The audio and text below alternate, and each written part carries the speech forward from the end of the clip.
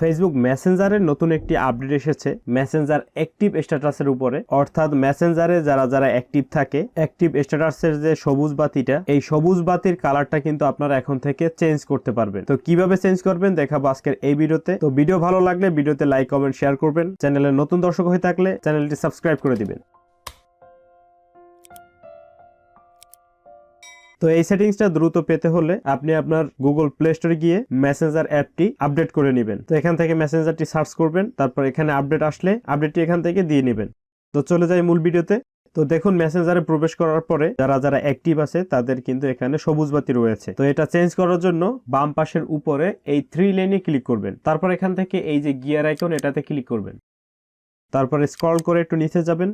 তারপর দেখুন এখানে একটা নতুন অপশন অ্যাড হয়েছে অ্যাক্সেসিবিলিটি, এটাতে ক্লিক করবেন। তারপর দেখতে পাচ্ছেন একটা অপশন রয়েছে কালার ফিল্টার, এটাতে ক্লিক করে দিবেন। তো দেখুন এখানে সিলেক্ট করা আছে আনফিল্টারেড। তো এটা অ্যাজ ইউজুয়াল সবার মেসেঞ্জারই থেকে থাকে। তো নিচে দেখুন আরো 3টা অ্যাড হয়েছে কালার, ব্লু এবং ইয়েলো, আর একটা অপশন রয়েছে রেড অ্যান্ড গ্রিন, এবং লাস্টেরটা হচ্ছে গ্রিন রেড। তো এখানে আশা করা যায় পর্যায়ক্রমে আরো অনেক কালার অ্যাড হবে। তো দেখুন এখান থেকে যদি আমি ব্লু অ্যান্ড ইয়েলো এটা সিলেক্ট করি, দেখুন কালারটা কিন্তু চেঞ্জ হয়ে গিয়েছে। তো আপনি এখান থেকে একে একে সিলেক্ট করবেন, তাহলেই দেখবেন আপনার অ্যাক্টিভ স্ট্যাটাস আইকনটির কালার চেঞ্জ হয়ে গিয়েছে। তো আমি এখান থেকে এটা সিলেক্ট করে রাখি।